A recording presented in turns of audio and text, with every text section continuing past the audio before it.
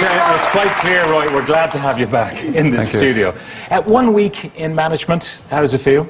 No, it's good. It's good to be back. I had about 5 months off. I had a really good break. I think it's the right challenge for me, and I'm ready for it. You set the bar very high already. In your first press conference, you said, I'm going to get these guys into the Premiership. So, you know, no, I didn't say I would. I said, why not try for next year? All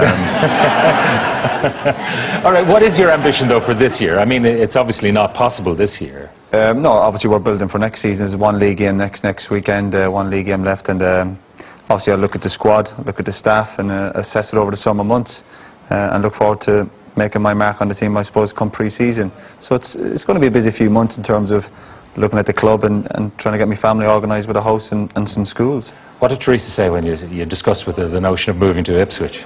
Well, we didn't really discuss it. I just said we were going.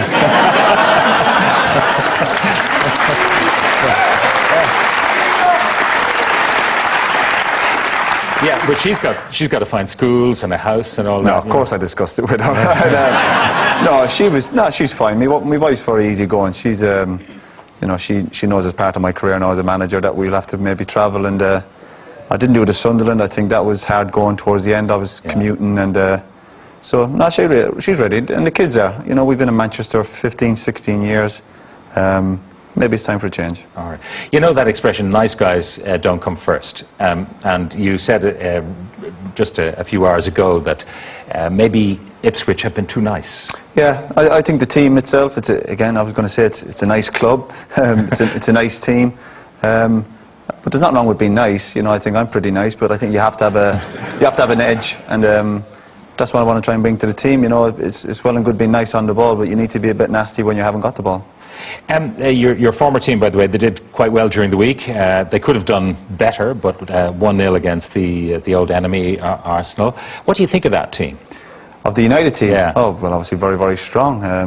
They've got the best squad in Europe, without a shadow of a doubt, and I'd fancy them to get through to the final now. And to be honest, I take very little interest in what goes on at United. Really? I've had to move on myself. I think there's a problem with a lot of ex-players who've been at a big club like United for a long time that they find it hard to let go. You know, they still go back to the ground, they still go to the games. When I left them, I really made an effort to make a clean break, and I'll be honest with you, I have very little interest in what goes on there now. Do you still speak with Sir Alex Ferguson from time to time? No. And is that because you don't want to, or do you fall out with them? Do you fall out with them? Not really. We had a disagreement, and you know,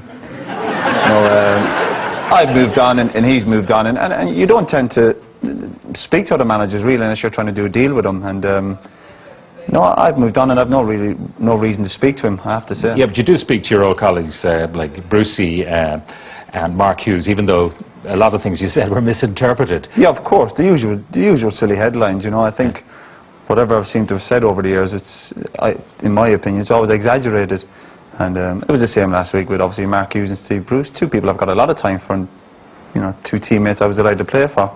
And I was asked a question last week about world-class managers, and I said, well, the world-class managers are the managers out there winning trophies. And all of a sudden, I'm calling these two lads losers, which is, you know, couldn't be further from the truth. But I've spoke to them last weekend, and lucky for me, them two lads have a brain, and they understand what's going on, and they don't get carried away with the headlines.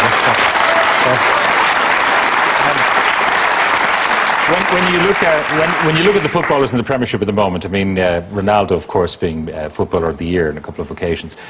Your old friend, I don't know if that's the right word, Eamon Dunphy, your co-author in your autobiography, he regards Ronaldo as a bit of a poser. Ronaldo's a brilliant player. I wouldn't say he's a poser. He probably likes himself, but there's nothing wrong with that either.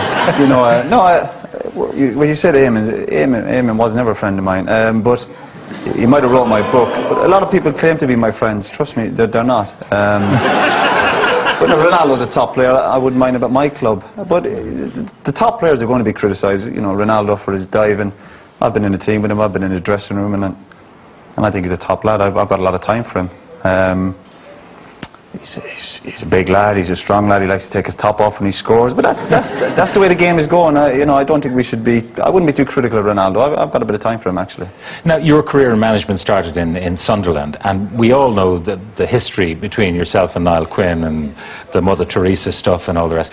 When you got that phone call, what was your reaction? Well, I obviously didn't get the call from Niall. I got it from my solicitor, Michael Kennedy, and it was more from the owners of the club. Obviously, Niall was the front and the chairman, and I sat down and I said, yeah, you know, let's have a chat and see what happens. And again, I really enjoyed my time with Sunderland, and I was quite happy to put behind what happened in Saipan, particularly with Niall.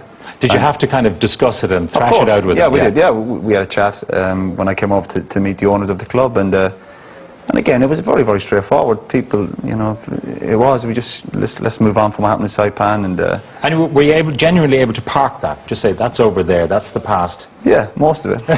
No, we were, because even if I didn't take the job at Sunderland, again, what had gone on in Saipan, whether between myself and particularly Mick McCarthy and one or two of the senior players who I felt, you know, backed Mick up. You know, you do have to move on. I appreciate that, and I was quite happy to do that. Yeah, and yet you and Mick also had to do business with each other. You were on the phone to each other. You met each other subsequently. That seems to be okay. Yeah, again, very, very straightforward. Again, maybe lots of things get exaggerated through the media. Mick rang me about a player I had at Sunderland, and we made arrangements to meet at a hotel in Manchester and discuss what had gone on in Saipan. And particularly now I'm a manager, and I try and see it from Mick's point of view. And again, we sorted out at a cup of tea, and it was very straightforward. Yeah. So did you have that Saipan conversation with him, or did you simply park that as well? I can't remember. We discussed lots of things, but again, you know, I'd be trying to be respectful of Mick, and again, even you're on about Saipan, it's amazing. People still miss the point of one of the reasons why I was particularly upset in Saipan.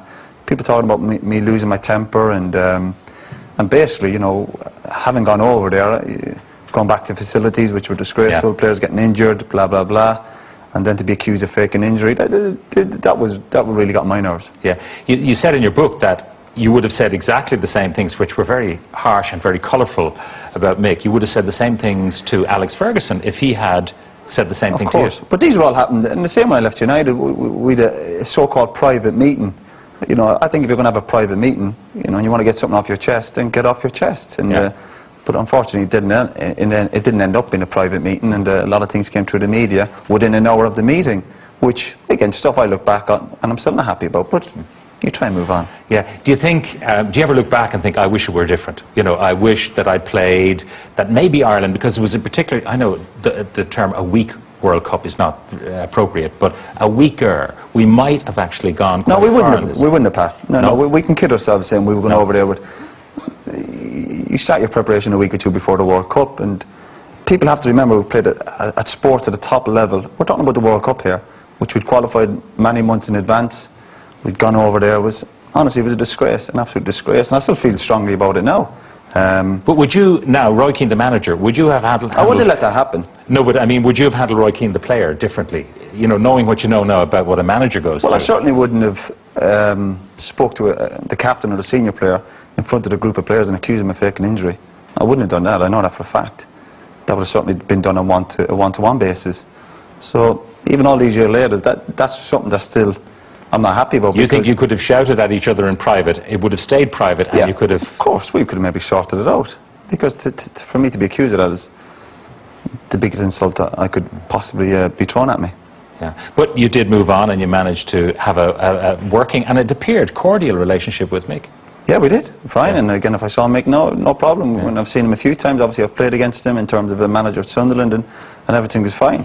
Yeah. No problem. And I know what you're saying about me as a player, and yeah, you know, I'm no angel, and I think I was very hard work. But I also, you know, I did want things done properly, I have to say. You know, I know I'm no angel. Yeah. In terms of what you identify as your own best characteristic, what would you say that is? I don't know, a will to win, I have a good desire to do well. I always try and give 100%. Come from a good background in terms of the area from Cork, you know, sport and family, and I always want to do well, and I think that's a good thing to have. Does that still, by the way, motivate you, the fact that you remember where you came from? You know, things were tough enough growing up. Does that still motivate you? I hope so. I hope so. That's always there. I always try and picture, you know, I think I was one of the lucky ones. I don't think I was that talented in terms of the skills you were about Ronaldo, but I had a good desire and a will to win, and that certainly got me across to England, and you know, and hopefully, you know, helped me had a decent career.